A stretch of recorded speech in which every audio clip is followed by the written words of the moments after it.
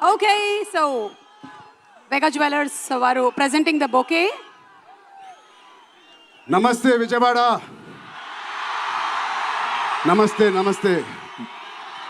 Sorry Suma గారు, నాకు mic ఇవ్వడానికి కొంచెం డిలే అయింది. విజయవాడలో ఇది ప్రీ రిలీజ్ ఫంక్షన్లా లేదు, సక్సెస్ మీట్ చేస్తున్నట్టుంది. Thank you. Mike Kesineni Chinni గారికి, దుర్గేష్ గారికి ఇంత గ్రాండ్ సపోర్ట్, ఇంత గ్రాండ్ ఈవెంట్కి సపోర్ట్ చేసినందుకు మీకు, మీ టీం అందరికీ చాలా చాలా థ్యాంక్ యూ సార్. ఇంత షార్ట్ నోట్లెస్ చేసినందుకు.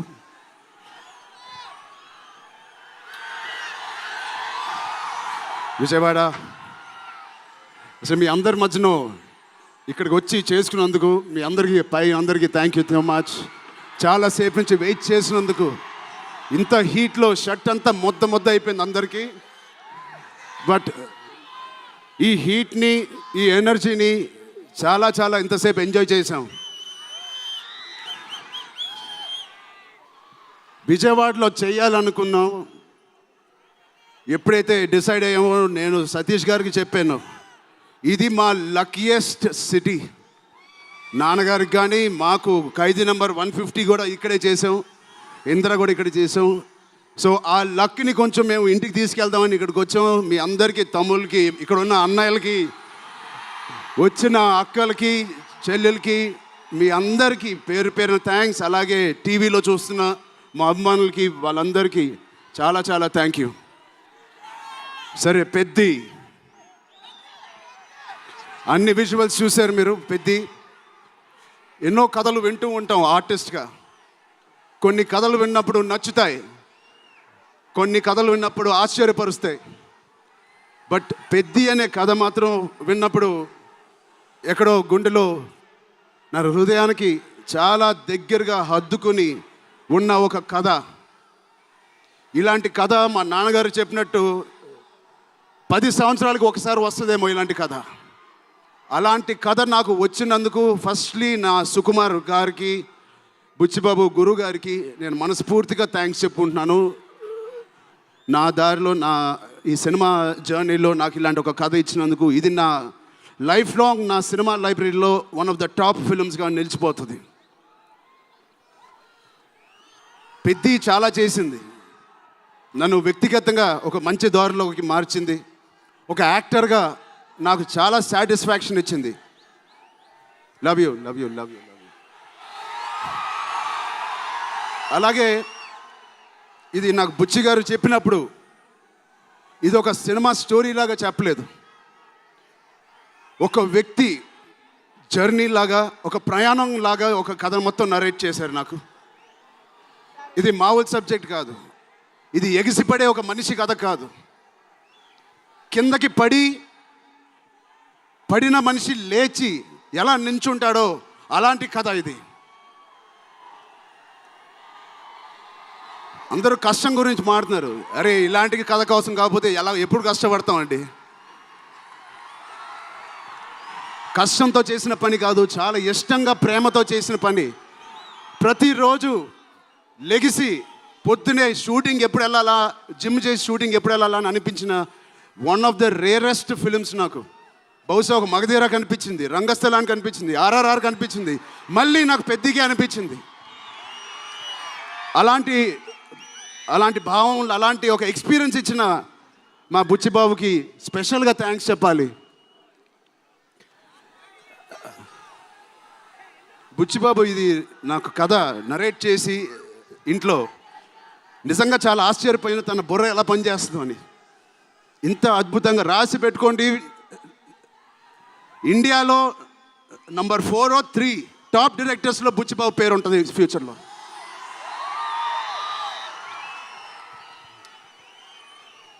సో అంత మంచి ఎక్స్పీరియన్స్ ఇచ్చిన బుచ్చిబాబు గారికి చాలా థ్యాంక్ యూ. ఇలాంటి సినిమా ఒప్పుకోవడానికి నాకు ఒకటే బలం నా మనసులో, ఇలాంటి సినిమా చెయ్యాలి అని. ఎవరు కాదు, అది మీరే మీకోసమే. నిజంగా ఏ ఆర్టిస్ట్కైనా వాళ్ళ అభిమానుల నుంచి, వాళ్ళ శ్రేయోభిలాషుల నుంచి ఇలాంటి ఎక్సైట్మెంట్, ఇలాంటి ఎంకరేజ్మెంట్ లేకపోతే ఎందుకు చేయాలండి సినిమాలు? హాయిగా ఇంట్లో కూర్చొని వేరే పని చేసుకోవచ్చు. మీకోసం చేతులు ఇరక్కొట్టడమే కాదు, రక్తం చింది కూడా పని చేస్తాను మీకోసం.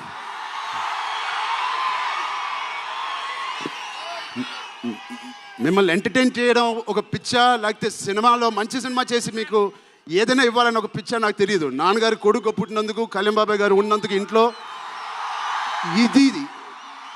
ఇది తప్ప నాకు ఇంకేం తెలియదు. బహుశా ఇంకోటి తెలుసుంటే ఇలా ఇంత పెద్ద ఆర్టిస్ట్ నేను ఒక ఫీల్డ్లో అయ్యేవాడిని కాదు.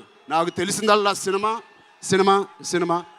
సో నేను చనిపోయే వరకు మిమ్మల్ని ఎంటర్టైన్ చేస్తూనే ఉంటాను, అది రాసి పెట్టుకోండి.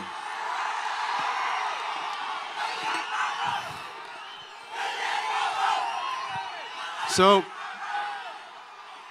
మా టెక్నీషియన్స్ గురించి మాట్లాడాలంటే ఫస్ట్ మా రత్నవేల్ గారి గురించి. ఇది 4వ సినిమా రత్నవేల్ గారితో. ఇంత బ్యూటిఫుల్గా మమ్మల్ని అందరినీ ప్రజెంట్ చేసి ఆయన సీనియారిటీని మాకు సపోర్ట్గా ఇచ్చిన ర్యాండీ గారికి ఆయన స్పెషల్ థ్యాంక్ యూ.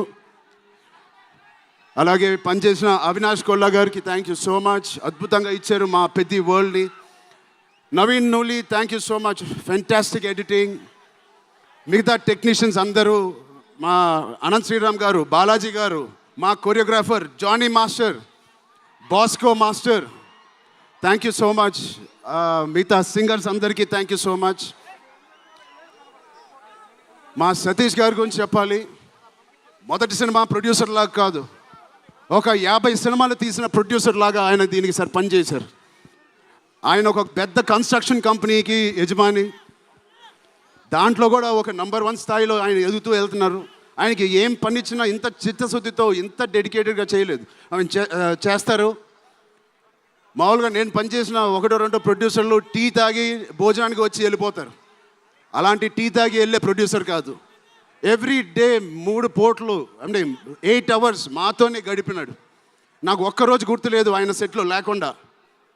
అంత బాగా ఆయన ఇలా మాకు సపోర్ట్ చేసినందుకు వెన్నుపోటు కాదు సారీ వెన్నంట మాకు ఉన్నందుకు సతీష్ గారు thank you so much.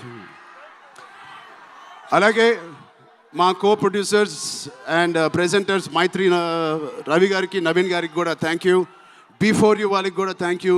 India wide release చేస్తున్న మా జియో సినిమాకి కూడా చాలా థ్యాంక్ యూ. టీ సిరీస్ మ్యూజిక్కి చాలా థ్యాంక్ యూ. ఇంకా ఎవరెవరు అసోసియేట్ అయ్యారో వాళ్ళందరికీ చాలా చాలా thank you. Rahman sir, you are the biggest pillar of Peddi. మేమందరం ఎంత కష్టపడ్డామో 2.5 సంవత్సరాలు, 280 రోజులు, దాన్నన్నిటినీ మీరు దగ్గర తీసుకొచ్చి దానికి ఒక ప్రాణం పోస్తున్నారు. రోజు 6 గంటల మార్నింగ్ వరకు పనిచేసి పడుకుంటున్నారు. ఆయన డెడికేషన్కి, ఆయన సినిమాలో పనిచేస్తున్నందుకు చాలా చాలా చాలా థ్యాంక్ యూ. ఏంటి విజయవాడ?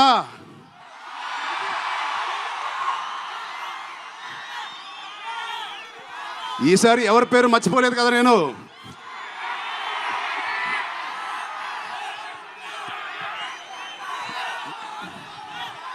ఆ చంద్రుల్లో ఒక ముక్క జారిందే నా పక్క. మా జాన్వి గారికి ఇక్కడ శ్రీదేవి గారు ఎక్కడున్నారో జాన్వి గారిని చూసి ఎంతో మనస్ఫూర్తిగా, ఎంతో గర్వంగా ఆనందపడుతూ ఉంటారు. అలాంటి జాన్వి గారు ఈ సినిమాలో మాతో పనిచేసినందుకు చాలా చాలా థ్యాంక్ యూ జాన్వి గారు. You are the happiness of the film. You bring joy to all of us when you come on stage, the way you work. చాలా చాలా పెద్ద లైఫ్ ఉంది మీకు. I wish you so much all the best. మీ అమ్మగారి కన్నా చాలా పెద్ద హీరోయిన్ అవ్వాలని కోరుకుంటున్నాను.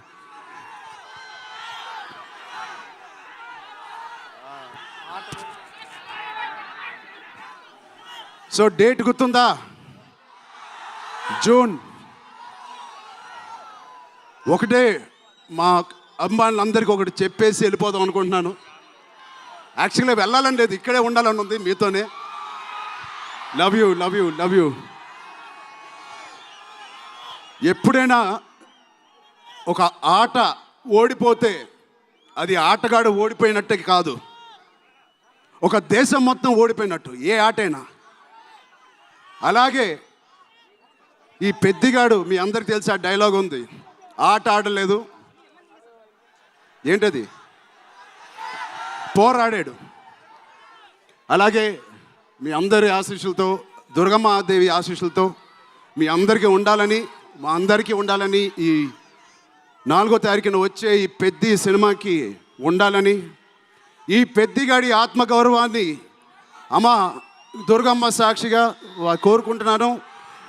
ఆత్మగౌరవాన్ని మీరందరూ ఉన్నత స్థాయికి తీసుకెళ్తారని మనస్ఫూర్తిగా దుర్గాదేవిని కోరుకుంటున్నాను.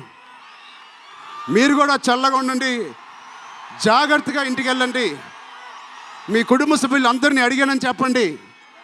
వాళ్ళందరికీ నా నమస్కారాలు ఇవ్వండి. మీరందరూ ఇంతసేపు ఉన్నందుకు థ్యాంక్ యూ.